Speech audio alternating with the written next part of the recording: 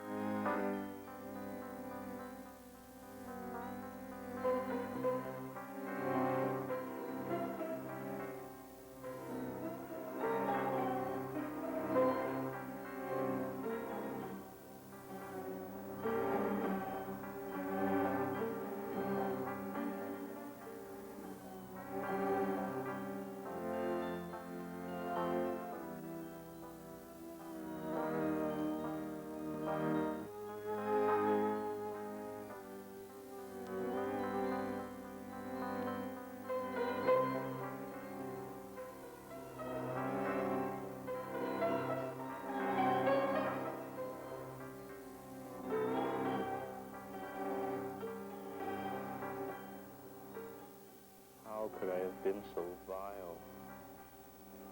If only there was some way to erase those events from my past. I'll live with this the rest of my life.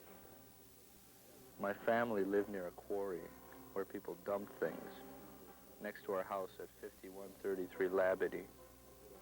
My schoolmates, Alan and Caesar, helped me build a fort there from some junk we found.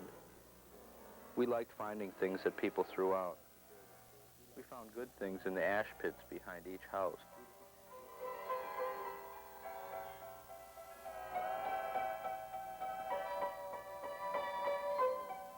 I can vaguely remember the day it happened. I was practicing for the next war under the table in the front room. When they came, I'd be ready.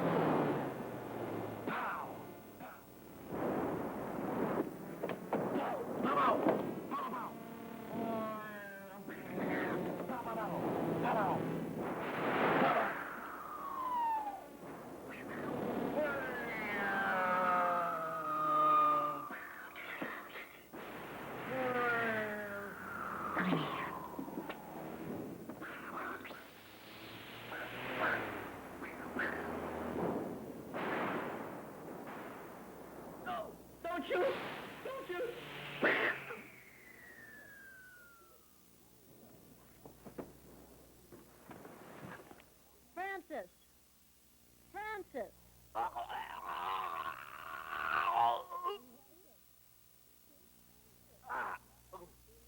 Francis, are you ready? You know this is important. The doctor said that this was necessary.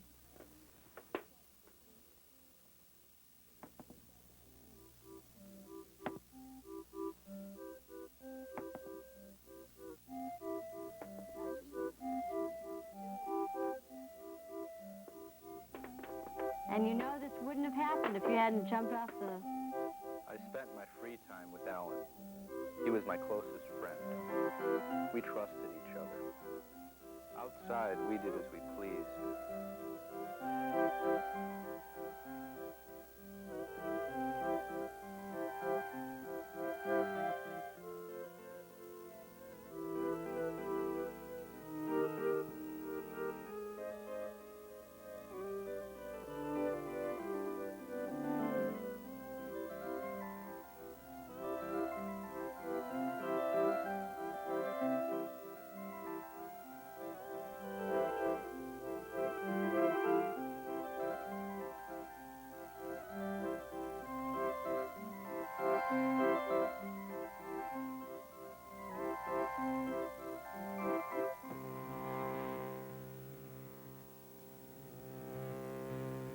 School, it was a different story. Hours were spent in religious instruction and rituals, like having our throats blessed. We had to wear a cord around our waist to ward off impure thoughts. The sisters were really strict. One day, a new student, Caesar, was put into our class.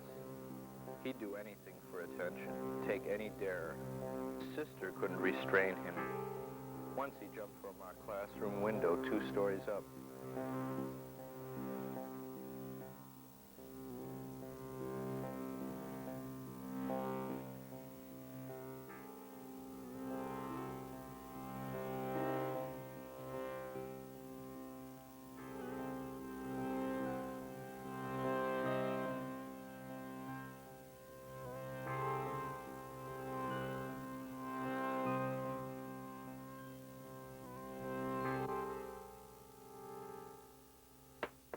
I was drawn to him.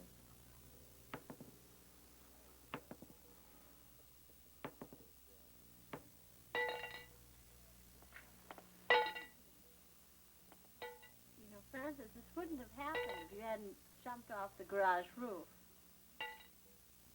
to build up your arches.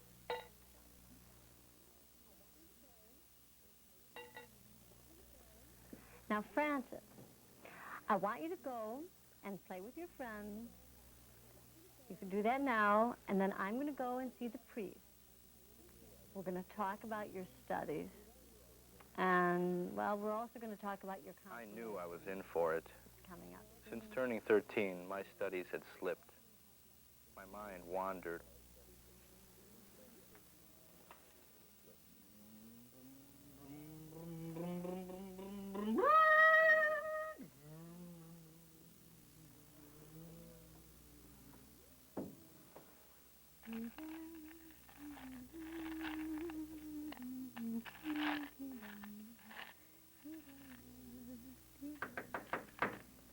Come in.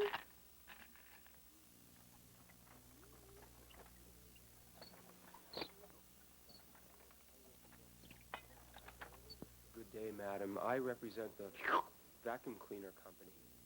May I be so bold as to ask you what type of vacuum you're using presently?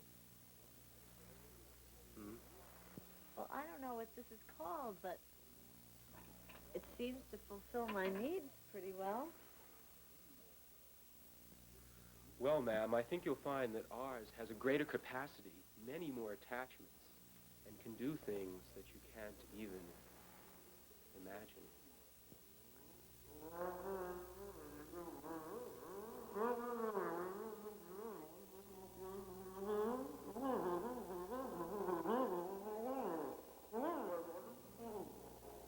In that case, do you have any notions? Yes, ma'am, I do have notions. Yes. Well, actually, I could use the shoelaces and the lighter.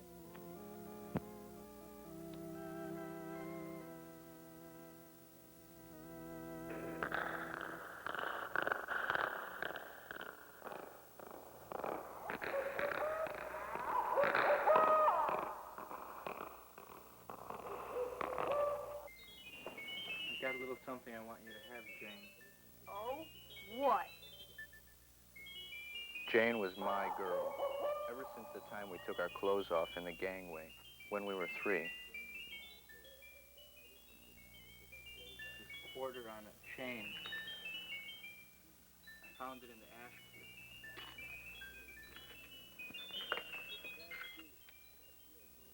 It's just what I've always wanted. I'm glad you do. I got real dirty finding it. You're too good to me. Now I'm gonna kiss you. On the cheek. Now stay right here, because I'm gonna go to the park and quit the team. It's too much pressure. Keep an eye on the baby.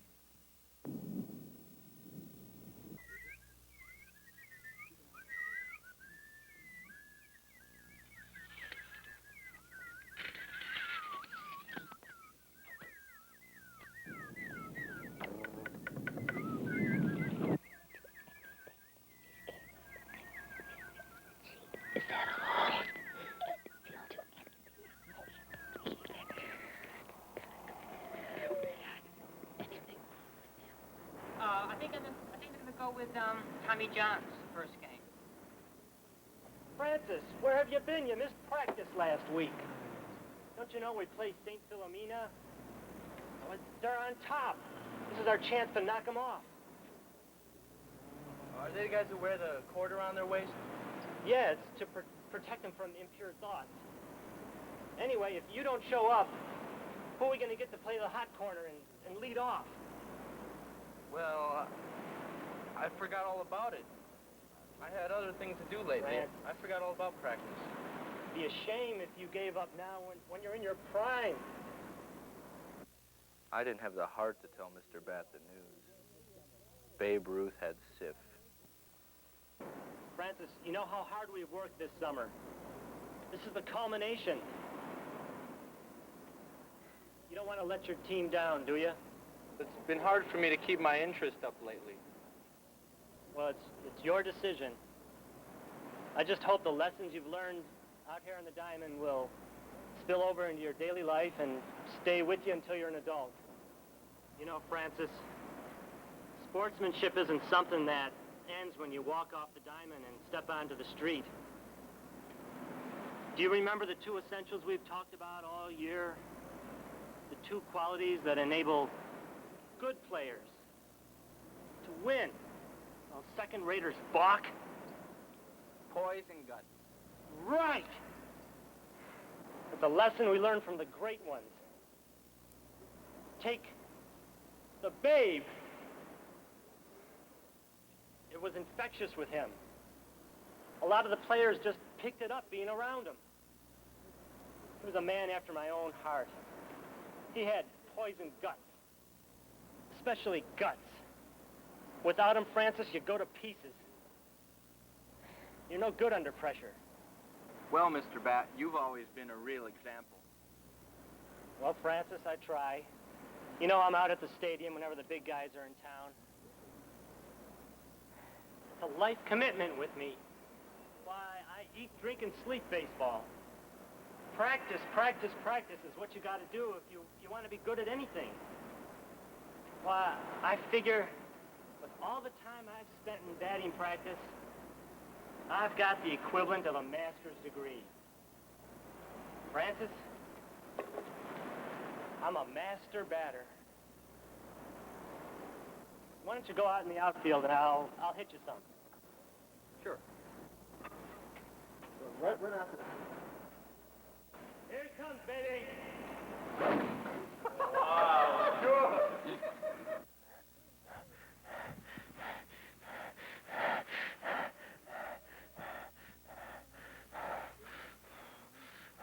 What is a baseball glove? A baseball glove is a beginning and an ending. A boy's first sure step towards manhood. A man's final lingering hold on youth. It is promise and memory. A baseball glove is the dusty badge of belonging, the tanned and oiled mortar of team and camaraderie. In its creases and scuffs lodge sunburned afternoons, freckled with thrills. A baseball glove is the leather of adventure, worthy successor to the cowboy's holster, the trooper's saddle, and the buckskin laces of the frontier scout. It is combat, heroics, and victory, a place to smack a fist or snuff a rally.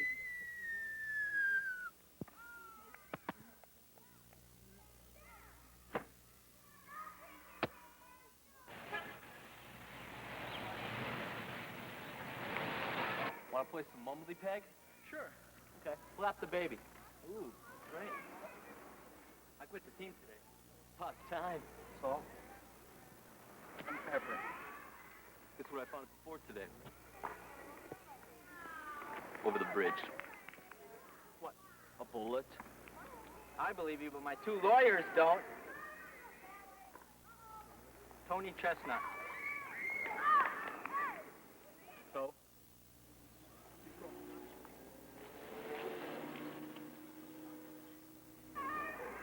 You want to see it? Sure. Okay. Chest.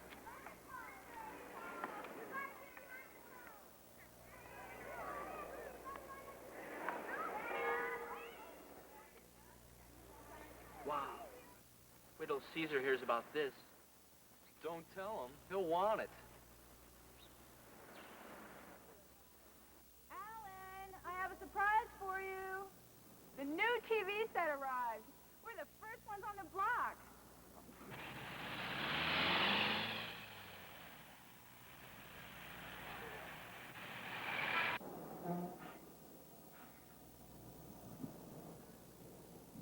Hey, Mom, why are you squirting the wall?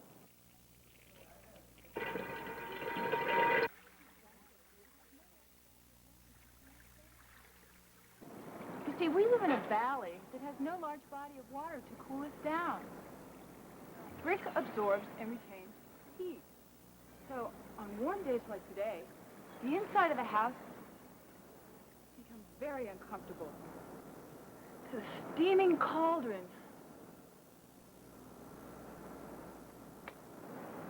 You see, this is the late 40s. Air conditioning hasn't become popular yet.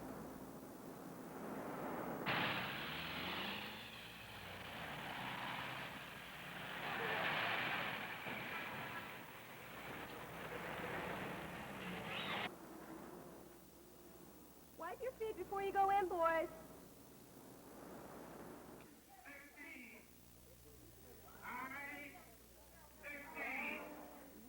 We're expecting quite a few people over for dinner tonight, and I can't wait to show off my new place. Aren't they exciting, boys? Gee, Mom, real nice. Great. Mom's in a birthday club. Tonight's her friend Judy. That old battle axe. Hey, you want to watch TV? Sure. Well, hey, why don't you climb up in my dad's chair? He's not going to be home for a while. Up here? Yeah, sure. I'll hold it. Okay. Let's go. It's a little rickety. Hold it. Okay. Mom, can I go over to Francis's for a while after dinner and study? Sure, Ellen. But you hurry home right after you're finished.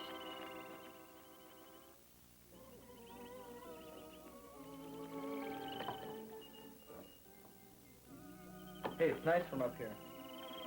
Excuse me, Alan. Before you turn on the TV set, let me run this vacuum cleaner and clean up a little bit. I just got it. Man, what a deal.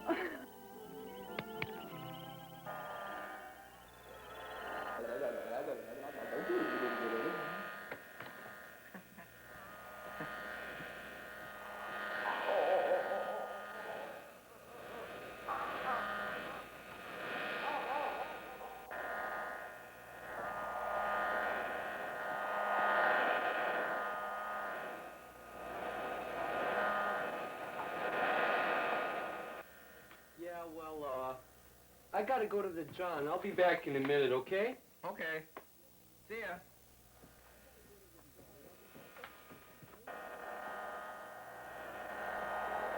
She borrowed the rake, but came back for more. Oh. She did. She borrowed the rake and came back for more.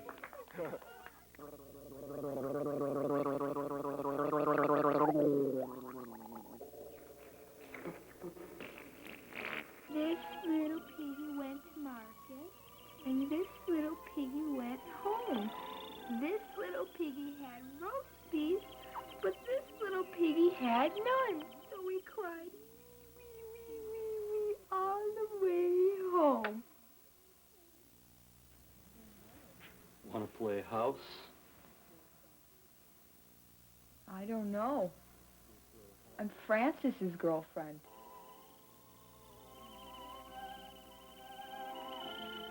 Well, Francis isn't here now. Ever wish you could sleep like a baby? Well, if you have trouble getting to sleep nights, look. When you're young, you sleep like a baby because your nerves are relaxed. No tensions, no worries, just complete relaxation. But unfortunately, as we get older, our nerves tend to get jittery, tense. We sometimes can't get to sleep because we can't relax. But today, hospital tests prove a special sleeping discovery in Nitol helps relax tension, relax nerves. It's the doctor's sleeping discovery, proved safe as aspirin taken as directed. Yours without prescription in Nitol tablets. Nitol lulls you to sleep naturally. When you're jittery, tense, Nitol relaxes nerves, relaxes tension, lets you sleep like a baby. That's Nitol. Nitol tablets. Nitol. Want a cigarette? Where'd you get him from? I stole them from my mom. Okay.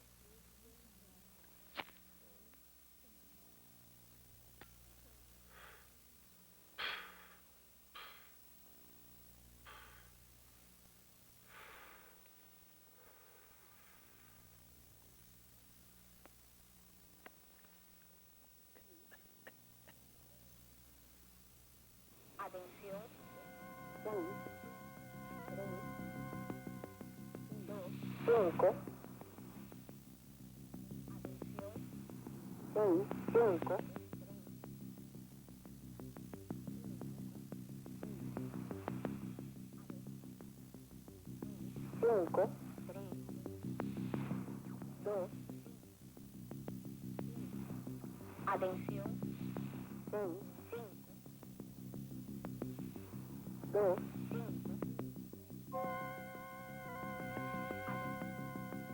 2, 6,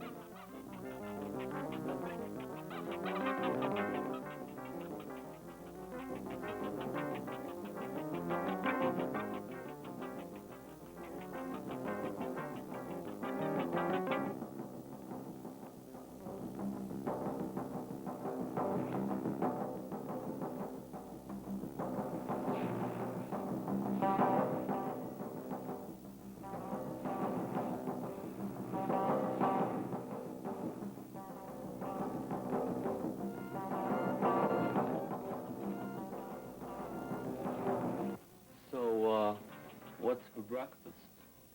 Well, what do you want? Egg. Okay.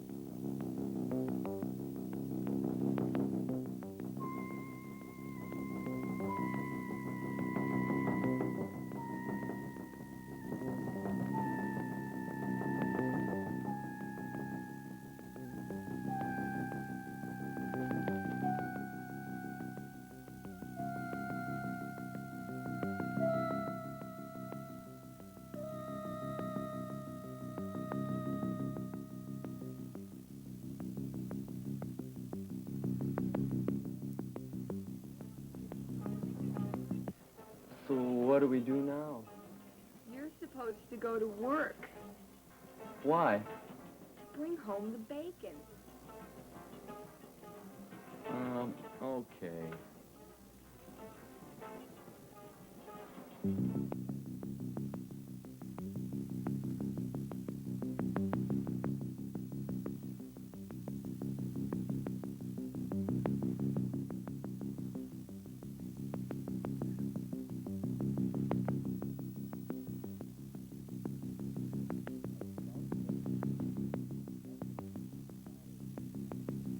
I was about to make my move when suddenly Alan's father came home. Friends, here's the most exciting free offer in rock and roll Top Tunes history. You can have absolutely free these 7 of the most popular songs of the day. Rollicking rock and roll, mad calypso, sad singable ballads, and lively jump dance tunes. Such smash hits as A Fool Such as I, Pink Shoelaces, Sorry, The Happy Organ, Tell 'Em No, Tijuana Jail, and That's Why. This exciting free offer is being made during Spinach, Rock and Roll Song and Dance Festival.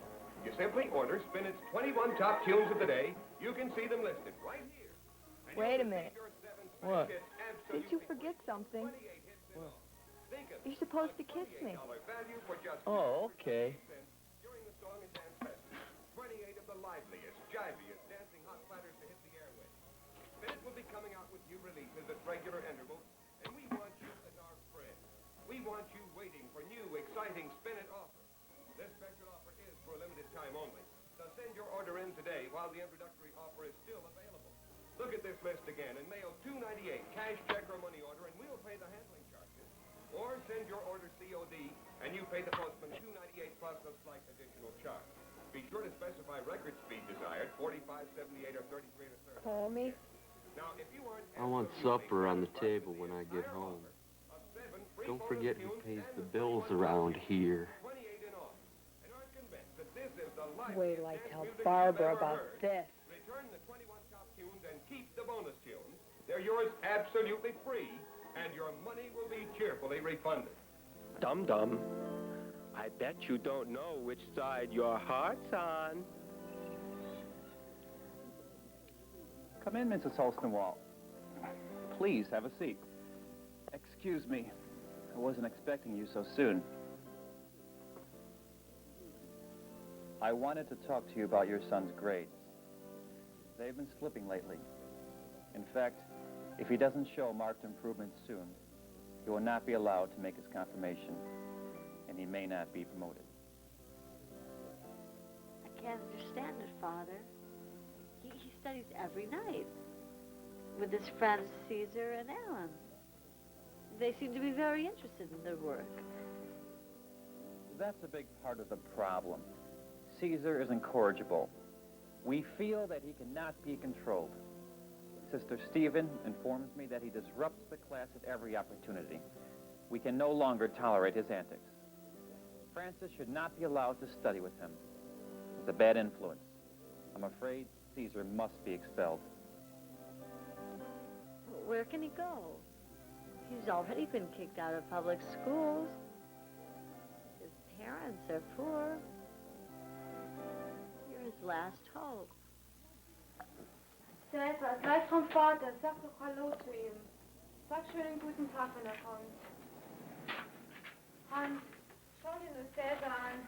Cäsar, du musst doch auf deine Mutter hören. Versprich es. Versprich mir, dass du besser wirst. Cäsar, wir haben für dich gebetet. Alles tun wir doch für dich. Alles tun wir für dich. Hans, alles. Sag doch, Cäsar. Cäsar. Kannst nicht besser werden. Versprich mir doch, es wird besser. Cäsar, schau meine Mutter an. Cäsar, deine Mutter meint ja nur gut. Cäsar, Cäsar, versprich mir, es wird doch besser. Cäsar. Cäsar. I wish we could help him. I guess he's the state's responsibility now. We tried, but neither his parents or the sister could help him. It's a shame that we are just not equipped to handle his problem. At present, the church's funds must go to support our foreign missionaries. If the church is to prevail, we must sacrifice for that purpose.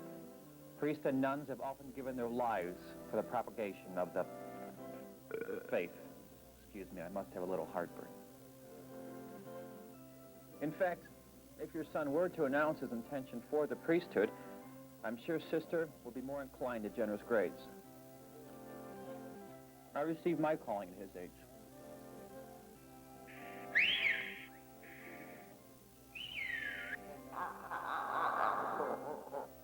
Caesar and Alan had come over early to study. Mom wasn't home yet. Caesar had made a discovery. The night before, he'd picked up a girl at the Palm Theater over on Union Street. He was just about to tell us the secret he'd found. Something about the man in the book.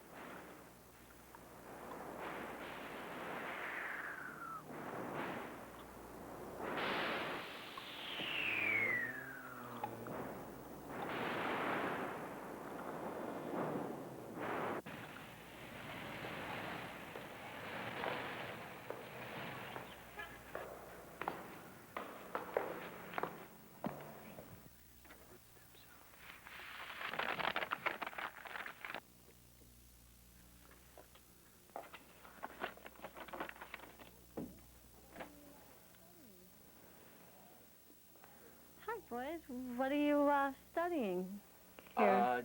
Geography. Biology. Geography. We're just looking at this book. I just saw Father, the priest, over at your school, Francis, and he told me that your grades have really dropped this year. Dropped? They've gone way down. Down? They're very low, and I don't know, Caesar, you're a very nice boy, I think. And I know that you all have fun together, and I think that probably it would be best, Caesar, if you no longer played with my son, because actually, to be perfectly honest, the priest doesn't think you all should play together because you're not such a... I mean, I know your mother, Caesar, and I like her very much, but I think that you should probably go because I want my son to... he has to... Francis, you have to study more, I think, and, it's probably better this way because you do have to go on with your studies, and I want you to go on from the school that you're attending now, and the only way you can is if you...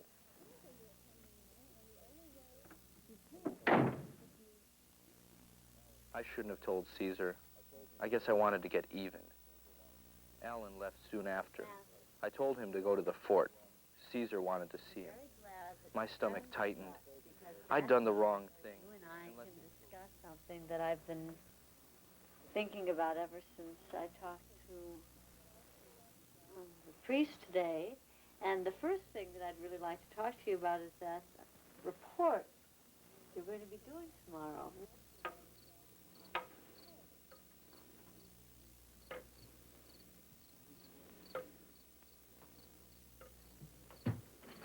I heard you wanted to see me. Yeah, give me the bullet. What are you talking about? The bullet. Bullet. I don't got no bullet. I want the bullet. I don't have a bullet. All right, well, that report isn't going to be a very good report, and your teacher's not going to be happy with it unless you study harder. You just have to study harder. Or maybe it's sort of like that you have to really study harder. I'm not sure if it's really that exactly, or maybe it's simply that you have to just study harder. Or maybe you have to study harder. No, maybe it could be that you just simply have to study harder. I think that's it. You have to study harder. Or you have to study harder. Or you have to study harder. Or maybe you have to study harder. I've been giving it a lot of thought, and I think you just have to study harder. I mean, you have to study harder. You have to study harder. You have to study harder.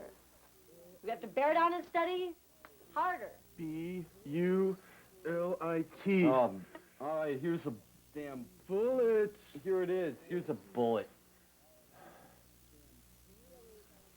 You have to study harder. You have to study harder, or you could say that you have to study harder. Or you could say that you have to study harder, or you could say that you have to study harder. Or you have to study harder, or you have to study harder. You have to study harder, or you have to study harder. You have to study harder. You have to study harder. You have to study harder. You have to study harder. I'm doing this.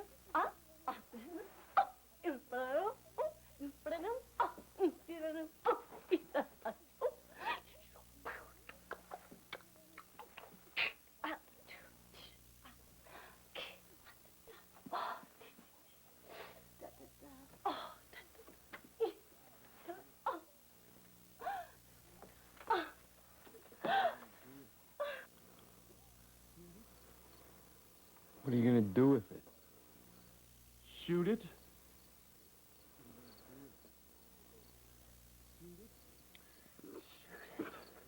Francis. Going. 1, 2, 3. What's the matter with this thing? No.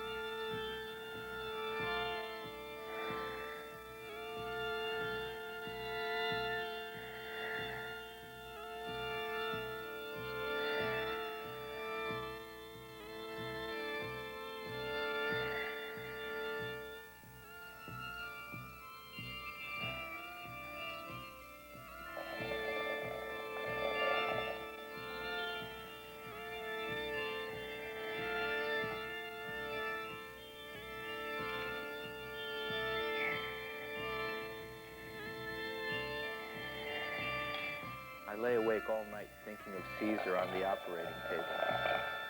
The year before, I'd had my tonsils out. If only he could be saved. I was the one who deserved to die.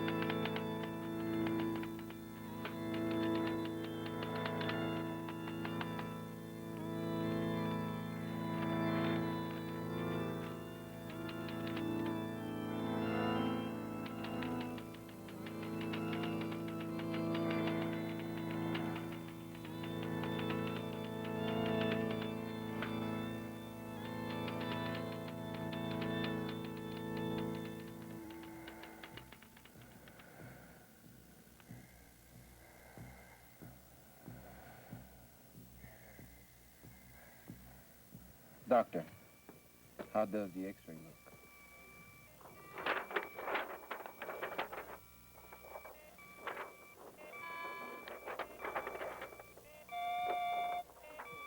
Negative. Evidence before us is of a brain in its final stage. In common terms, we would say that the party is dead. Of course, as forensic pathologists, we realize that the possibility of death is to be defined in terms of that moment after which the body can possibly be revived according to the present state of the art. This as a completely separated brain, then, in terms of our contemporary technology, is as thoroughly dead as anything we know. My colleague in Marburg, Dr. Heidegger, would say that death is the horizon towards which we look while living, and that after death, after that horizon is reached, the human becomes a mere thing. We have before us a mere thing, then, which was once the center of cognitive operations of the boy Cesar. You'll note that in our attempt to cure him of his wet dreaming and dry up the fissure of Sylvius, we have had to remove the entire apparatus. This happens more often than we would like. I'm sorry. I don't understand. What are you saying?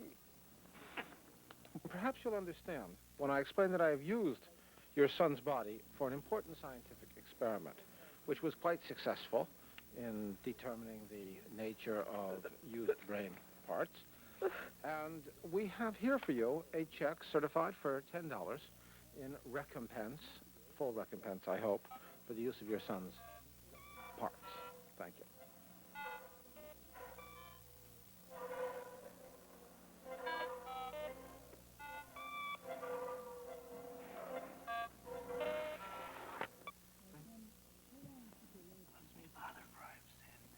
My son, how long since your last confession? A week. I had a bagel at the bar 2 hours before communion, and I ate some bacon on Friday night. Yes. Go on, my son. I had a bad dream. Impure thoughts, my son. Were you alone or with others, my boy? I was on the couch with a lady. There was someone on TV, so I guess there were 3 of us. Very good, my son. Is there anything else? I was responsible for Caesar's death. I told him that Alan had a bullet he killed himself with. For your penance, say 3 Our Fathers and 3 Hail Marys. Now make a good act of contrition and try not to do it again. Oh my God. For the first time, the absolution didn't take effect. I felt only emptiness. I decided to search for a more modern form of help. I would enter an institution. That's what brought me to Chicago.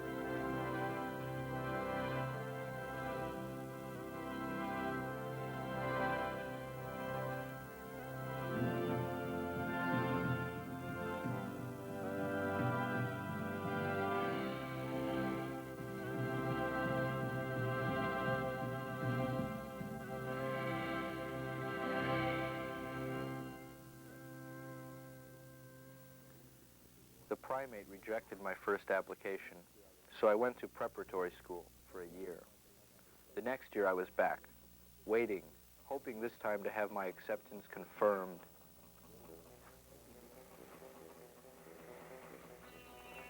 Shelters.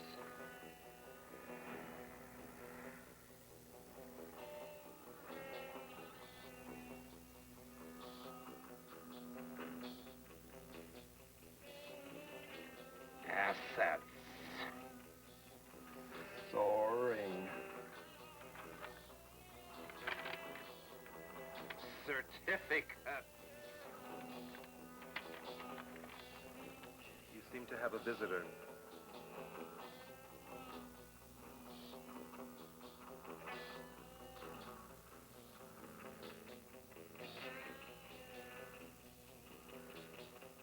I'll be in the boardroom.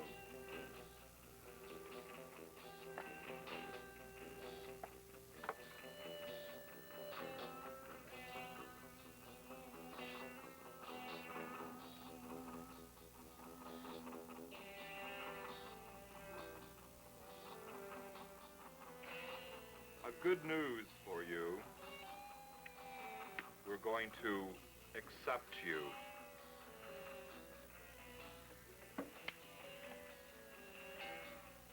This is your confirmation. A step closer to adulthood.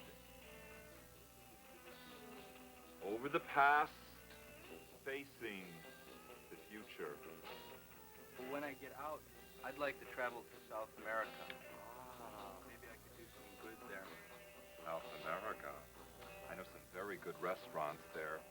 Galatoire's, Antoine's. Especially in New Orleans. We've given them one thing. We've given them great cuisine. Come. I'll bet they're practicing even now. You should get on well with most of them.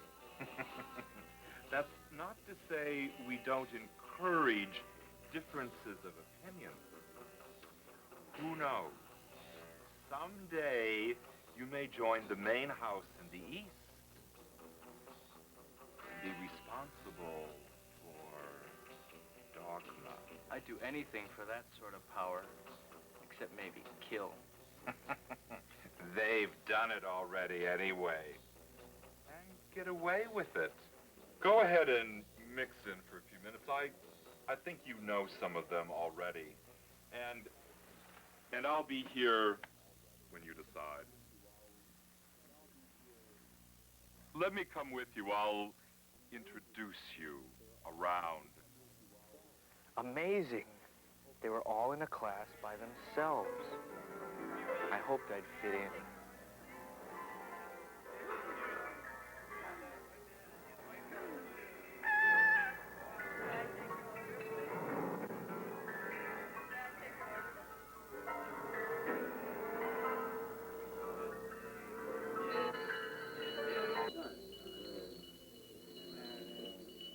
I'd like everyone to meet Francis.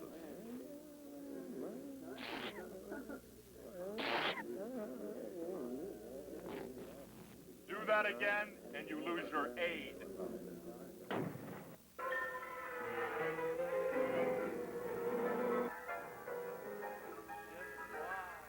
You're not still mad at me, are you? Hell yeah. My bullet back, you fink. What are you doing around here, anyway? I came to take orders. Holy orders. Well, I wouldn't take orders from that pig.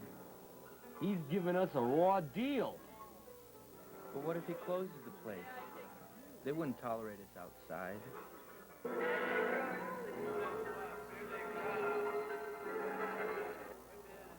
we had any guts, we'd take this place over ourselves. Trim off the fat. I'm not chicken. I just want to wait and see what happens. I'm neutral. I don't want to make any enemies. Or any friends. When you want to really act, get in touch. Wait! This place has helped me. They took me in when no one else would. What else could I get this kind of treatment? All this space. I consider myself lucky. Why, the heating bill alone for this place must be...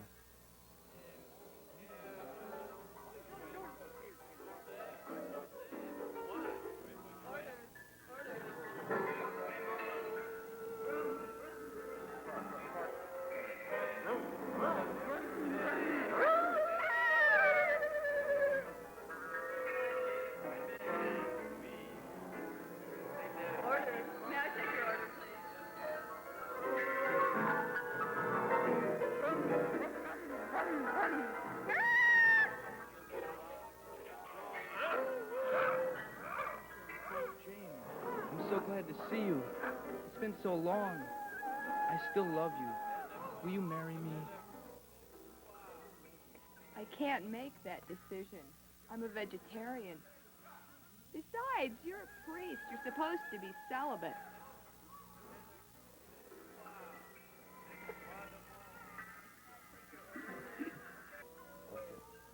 I'd drop my frock for you.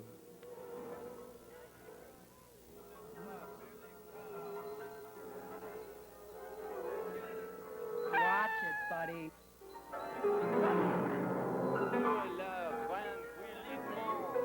We don't take that kind of crap anymore. Why don't you come in the back? Have a real good time. I'm real sorry, but I'm saving myself for Jane.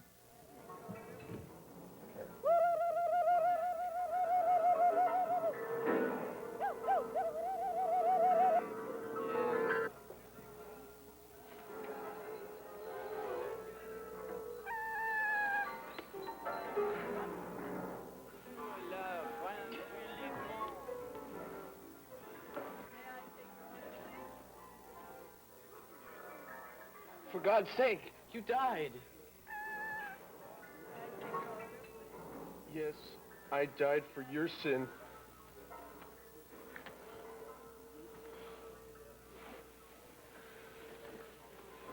Hereafter, your time is my time.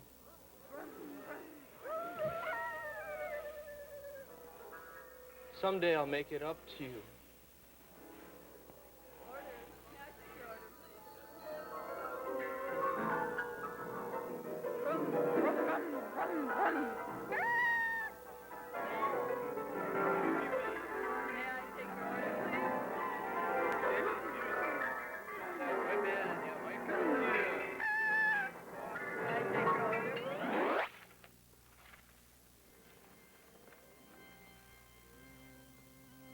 Well, have you decided? I think I can adjust. I wanted someday to be just like Dr. Caligari. Well, I've been at the Institute 20 years now. What I've learned here can't be put into words. My work has kept me safe from harsh reality. From time to time, it's even received some favorable notice. Although I do worry at times that someday they may release me. When things get tough, the inmates are always the first to go.